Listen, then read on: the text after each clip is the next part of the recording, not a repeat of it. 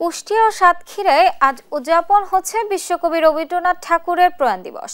তার স্মৃতি শ্রদ্ধার সঙ্গে স্মরণ করতে স্থানীয় প্রশাসন ও বিভিন্ন সংগঠনের উদ্যোগে আয়োজন করা হয়েছে নানা কর্মসূচি।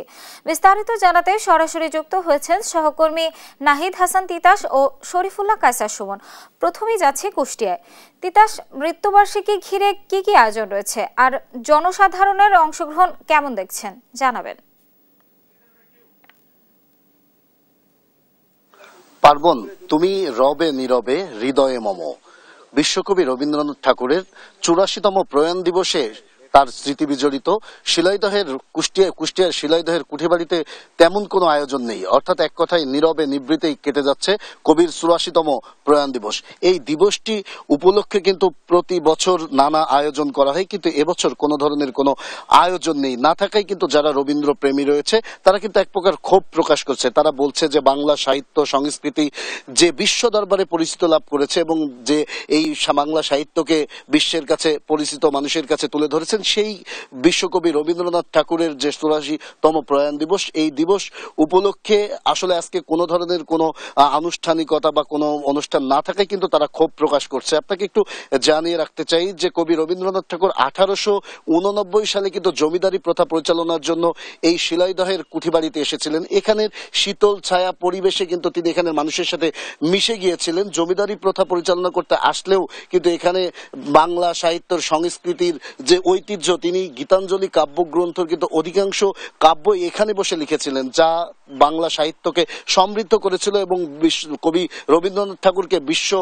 কবির মর্যাদা দিয়েছিল। আসলে আমরা যেটি জেনেছি এখানের কর্তৃপক্ষের সাথে কথা বলে, আসলে আজকে কোনো ধরনের কোনো অনুষ্ঠান না থাকলেও কিন্তু আগামী কালকে স্থানীয়ভাবে কিন্তু আলোচনা সভা এবং সাংস্কৃতিক অনুষ্ঠানের আয়োজন করা হয়েছে। আসলে এই আয়োজনটি করার মধ্য দিয়ে কিন্তু রবি ঠাকুরকে স্মরণ করা হবে আগামীকাল। তবে আমরা যেটি জেনেছি যে আসলে এই ২২শে শ্রাবণ রবি ঠাকুরের যে মৃত্যুবার্ষিকী, এই মৃত্যুবার্ষিকীতে যে নানা আয়োজন থাকার কথা থাকলেও কিন্তু আমরা এখানে এসে যেটি দেখেছি যে আসলে চারিদিকে শুনশান নীরবতা, কোনো ধরনের কোনো আয়োজন নেই। কিছু দর্শনার্থী এখানে আসলেও কিন্তু তেমন কোনো আয়োজন না থাকে তারা হতাশ হয়ে ফিরে যাচ্ছে। এই বিষয়ে যারা রবীন্দ্র গবেষক রয়েছে তারা যেটি বলছে যে আসলে রবীন্দ্রনাথ ঠাকুরের জন্মবার্ষিকী যেভাবে জাতীয়ভাবে আড়ম্বরের সাথে জাঁকজমকপূর্ণ ভাবে পালন করা হয়, মৃত্যুবার্ষিকীকেও যেন তেমন ভাবে পালন করা হয়। কারণ রবি ঠাকুর বাংলা সাহিত্য সংস্কৃতিকে যেমন সমৃদ্ধ করেছে, বাংলা ভাষাকে যেমন বিশ্বের দরবারে পরিচিত করেছে, তেমনি কিন্তু এখানে বসেই রবীন্দ্রনাথ কিন্তু গীতাঞ্জলি কাব্যের জন্য নোবেল পুরস্কার পেয়েছে। অর্থাৎ বিশ্বকবি রবীন্দ্রনাথ ঠাকুরের আজকের এই যে প্রয়াণ দিবস, এই দিবসটি উপলক্ষে তেমন আয়োজন না থাকায় কিন্তু এক প্রকার ক্ষোভ প্রকাশ করছে। অর্থাৎ আমরা বলতে পারি নীরবে নিবৃতেই কিন্তু কেটে যাচ্ছে বিশ্বকবি রবীন্দ্রনাথ ঠাকুরের যে ৮৪তম যে প্রয়াণ দিবস, সেই দিবসটি। এই উপলক্ষে কিন্তু আমরা সকাল থেকে এখানে আছি, এখানে দেখেছি আসলে তেমন কোনো আয়োজন নেই এবং তেমন কোনো দর্শনার্থীও আমরা দেখিনি। হয়তো কিছু দর্শনার্থী এসেছে, তারা কিন্তু পিকনিক বা অন্য কোনো কাজে। আসলে আজকে যে ২২শে শ্রাবণ, এই জিনিসটাই কিন্তু আসলে মানুষের মধ্যে ধারণা নেই। তারা এই আয়োজন না করার কারণেই কিন্তু রবীন্দ্রনাথ ঠাকুরের যে ঐতিহ্য, যে সাহিত্য, যে বাংলা সাহিত্যের যে তার কৃতিত্ব, সেই জিনিসটা কিন্তু হারিয়ে যাচ্ছে। আমার সাথে এখানের যিনি দায়িত্বে আছেন, আমি তার সাথে একটু কথা বলতে চাই। আসলে আমরা জানি আজকে ২২শে শ্রাবণ, আসলে এবং রবি ঠাকুরের যে মৃত্যুবার্ষিকী, এই মৃত্যুবার্ষিকীতে কিন্তু কোনো ধরনের আমরা আয়োজন দেখছি না। আসলে আমরা শুনেছি স্থানীয় পর্যায়ে আগামীকালকে আপনারা আয়োজন করবেন। আসলে কি কি আয়োজন রয়েছে আগামীকাল? ধন্যবাদ। আপনারা জানেন যে বিশ্বকবি রবীন্দ্রনাথ ঠাকুরের প্রয়াণ দিবস ২২শে শ্রাবণ, কিন্তু আবার ৭ই অগস্ট। তো আমরা আসলে ৭ই অগস্টকে প্রাধান্য দিয়ে আগামীকালকে আয়োজনটা করতে যাচ্ছি। আমাদের এখানে আগামীকালকে বিশ্বকবি রবীন্দ্রনাথ ঠাকুরের জীবন ও কর্ম নিয়ে আলোচনা সভা এবং তার রচয়িত বিভিন্ন গান, কবিতা, নৃত্য এ নিয়ে আমাদের সাংস্কৃতিক অনুষ্ঠানে সাজানো হয়েছে। আগামীকালকে আমরা আড়ম্বরপূর্ণভাবেই আমরা এই অনুষ্ঠানটি করব। আসলে এখানে যারা দর্শনার্থী এবং যারা রবীন্দ্র প্রেমী রয়েছে তাদের দাবি যে জন্মবার্ষিকী যেভাবে জাতীয় পর্যায়ে আড়ম্বরের সাথে জাঁকজমকপূর্ণ পালন করা হয়, মৃত্যুবার্ষিকীতে আসলে কেন সেটা করা হয় না? আসলে আমরা আমাদের কর্তৃপক্ষকে জানিয়েছি বিষয়টা, তারা অবহিত আছেন। আশা করি হয়তো আগামী বছর থেকে আমরা আড়ম্বরপূর্ণভাবেই আমরা করতে পারবো। ধন্যবাদ। আসলে যেমনটি শুনছিলেন, আসলে এই যে রবীন্দ্রনাথ ঠাকুরের আজ ২২শে শ্রাবণ, অর্থাৎ 84তম যে প্রয়াণ দিবস, এই দিবসটি উপলক্ষে কিন্তু আজকে কোনো আয়োজন না থাকলেও যেমনটি আমরা শুনছিলাম যে আগামীকাল কিন্তু স্থানীয় পর্যায়ে আলোচনা সভা এবং সাংস্কৃতিক অনুষ্ঠান এবং রবীন্দ্রনাথের যে সাহিত্য কর্মের যে কৃতিত্বগুলো রয়েছে সেগুলো তুলে ধরার বিষয়ে আগামীকাল কিন্তু অনুষ্ঠানের আয়োজন করা হয়েছে। এই ছিল রবীন্দ্রনাথ ঠাকুরের প্রয়াণ দিবস উপলক্ষে কুষ্টিয়া থেকে আমার কাছে সর্বশেষ খবর। আমি চলে যাচ্ছি সাতক্ষীরায়, সেখানে রয়েছেন সহকর্মী সুমন। সুমন,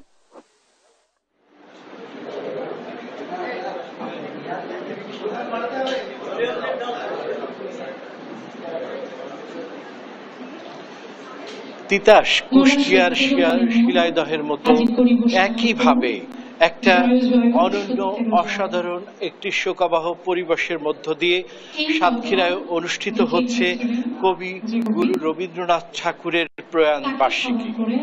84তম প্রয়াণ বার্ষিকী সাতক্ষীরায় যে আয়োজন, সে আয়োজনের মধ্যে শিশু, কিশোর, যুব, বয়োবৃদ্ধ সব মানুষের ঢল নেমেছে সাতক্ষীরায়। সমগ্র আয়োজনটি শুরু হয়েছে একটি স্মরণ শোভাযাত্রার মধ্য দিয়ে। সেই স্মরণ শোভাযাত্রার পরে প্রদীপ প্রজ্বলন, তারপরে একই সাথে শ্রদ্ধাঞ্জলি নিবেদন এবং শিশু কিশোরদের যে গান, কবিতা, জীবনালেখ্য, আবৃত্তি সব কিছু দিয়েই ঘিরে থেকেছে সমগ্র আয়োজন। সেই আয়োজন মুগ্ধ করেছে দর্শকদেরকে এবং আন্দোলিত করেছে কবিগুরু রবি ঠাকুরের জীবন আদর্শ তাদের ভেতরে প্রবেশ করেছে। আমরা এখানে যুক্ত করব বিশিষ্ট সংস্কৃতিজন মোস্তফা নুরুজ্জামান, তিনি এখানে উদ্বোধক হিসাবে যুক্ত ছিলেন। আমি একটু তার সাথে কথা বলার চেষ্টা করছি। কবিগুরুর যে আয়োজন, আজকে কবিগুরুকে ঘিরে যে আয়োজন দেশে সমগ্রভাবে সাতক্ষীরাতে আয়োজন হচ্ছে, আসলে শিশু, কিশোর এবং জনমানুষের জীবনে কবিগুরুর জীবন আদর্শ কিভাবে পৌঁছে যাচ্ছে আপনার? রবীন্দ্রনাথ আমাদের জীবনের সাথে মিশে আছে।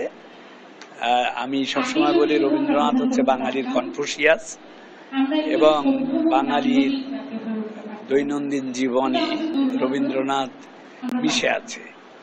একজন মানুষ একক প্রচেষ্টায় নিজেকে কতটা উন্নত পর্যায়ে নিয়ে যাওয়া যায়, রবীন্দ্রনাথ তার বিরল উদাহরণ। সেই জন্য বাঙালি যতদিন যাবে, আমরা আমাদের ছোটবেলায় রবীন্দ্রনাথকে চিনতাম না, তার গান শুনলে মানুষ শুনতে চাইতো না, আর এখন রবীন্দ্রনাথ আমাদের মননে, রক্তে, অনুষ্ঠানে সব জায়গায় মিশে আছে। যতদিন যাবে আমাদের বাঙালিরা রবীন্দ্রনাথের চিন্তা দ্বারা প্রভাবিত হয়ে এক উন্নত জীবন পৃথিবীকে উপহার দেবে। যেমনটি শুনছিলাম যে রবীন্দ্রনাথ হচ্ছে যুগে যুগে নতুন জীবন। তুমি রবে হৃদয়ে মম, হৃদয়ের কবি, মনের কবি, বিশ্বকবি রবীন্দ্রনাথ ঠাকুরের যে আয়োজন, এই আয়োজনে আমি একটু দেখানোর চেষ্টা করছি। ছোট্ট শিশু, কিশোর, স্কুলের শিক্ষার্থী, শিক্ষক, কে উপস্থিত হয়নি, সবাই এখানে হাজির হয়েছে এবং সবাই এই যে কবির জীবন আলেখ্য নিয়ে যে আলোচনা, সে আলোচনা, কবিতা সবকিছু একেবারে হৃদয়ে ধারণ করেই কবিগুরুর জীবন আদর্শের পথে চলার যে লক্ষ্য, যে ব্রত, সেটাকে ঘিরেই আজকের যত আয়োজন। তো আজকের আয়োজনের যে মূল দিক, সেটি হচ্ছে কিন্তু যে রবীন্দ্রনাথের যে শান্তির বাণী, যে অহিংসের বাণী, যে পরমত সহিষ্ণুতার যে বাণী, সেই বাণী যাতে সবার মনে, হৃদয়ে গ্রথিত হয় এবং সেই আদর্শ পথে মানুষের জীবন পরিচালিত হয়, সেটি হচ্ছে এই আয়োজনের মূল লক্ষ্য বলে জানিয়েছে যে আজকের এই আয়োজনের যে মূল সংগঠন জাতীয় রবীন্দ্রসঙ্গীত সম্মিলন পরিষদ, তারা এই বার্তাটি বারবার দিয়েছেন সকলের মাঝে। এই ছিল সাতক্ষীরার আয়োজনের সর্বশেষ। দর্শক, আমরা আপনাদেরকে ফিরিয়ে নিয়ে যাচ্ছি স্টুডিওতে পার্বণের কাছে। পার্বণ।